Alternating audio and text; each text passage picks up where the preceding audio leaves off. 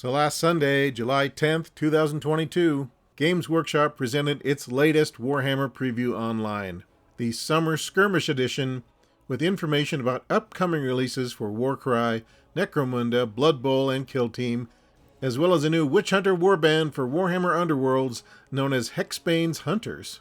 This new Witch Hunter team not only seems to pay homage to some classic Witch Hunters from GW's past, it also introduces new warriors and weapons to the eternal struggle between chaos and order, light and dark, peanut butter versus chocolate, and tastes great versus less filling. So just for fun, and because we have more than a few Witch Hunters terrorizing the rest of our miniature collection, I thought we might compare the newest Witch Hunters on the block to some of their classic brethren from decades past. Sound good? Alright, let's hit it. So Warhammer Underworlds is a Games Workshop card and miniature strategy game set in Age of Sigmar's mortal realms.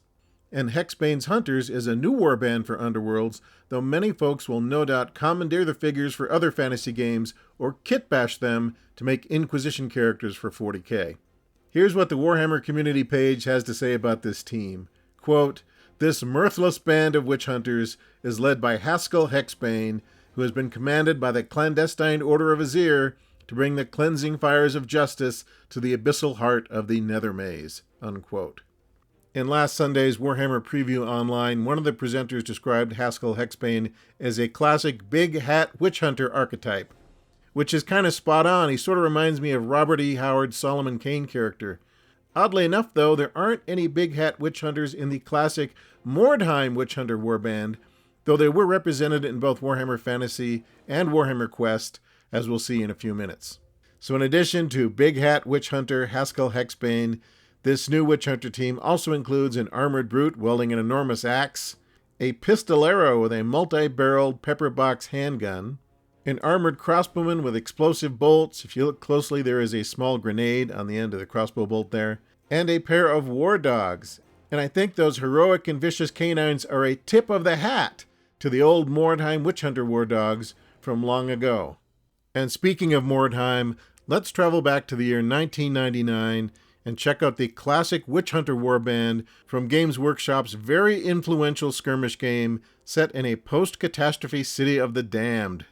So White Dwarf issue 240 includes a terrific installment of the Town Crier, which is kind of a Mordheim-specific magazine within a magazine.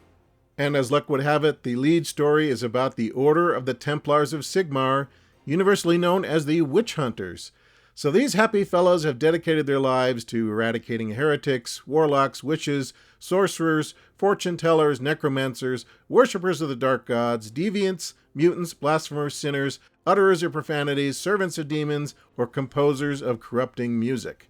So basically, if you look at them funny, you're going to be purged.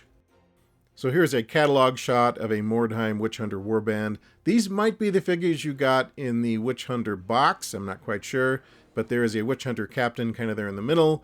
There are some zealots in the back, some flagellants to the left, a Witch Hunter to the right, and another zealot to the far right, and there is a warhound standing next to the Witch Hunter captain. On this page, you can see the Sigmarite warrior priest miniature down to the lower left. You can have one of these guys on your Witch Hunter warband. Then to the top left, you'll see Witch Hunter Captain 1 and Witch Hunter Captain 2. So your Witch Hunter warband had at least 2 leader options to choose from.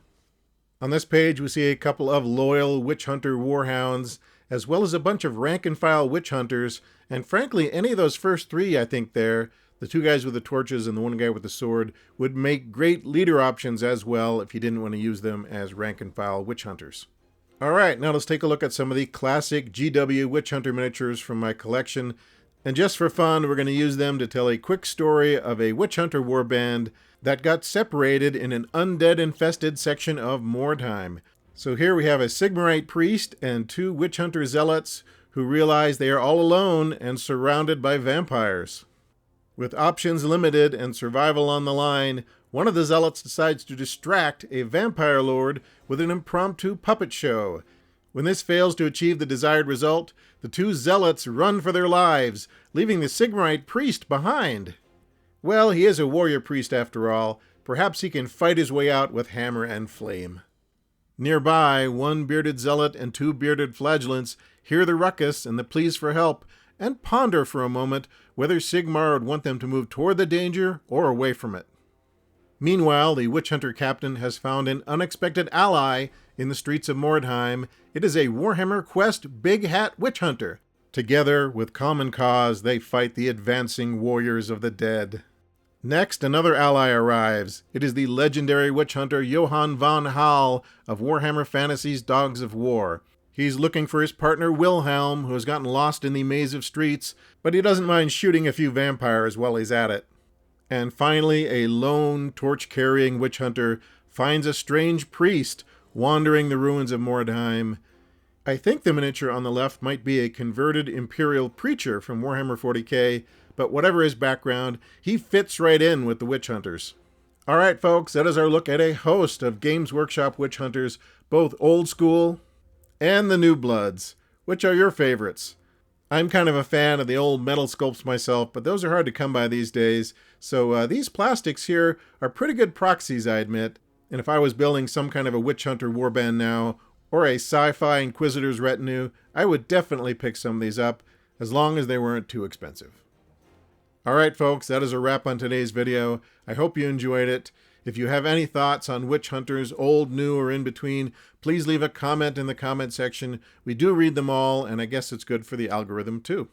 So thanks as always for stopping by. Take care of yourselves, and we'll see you next time.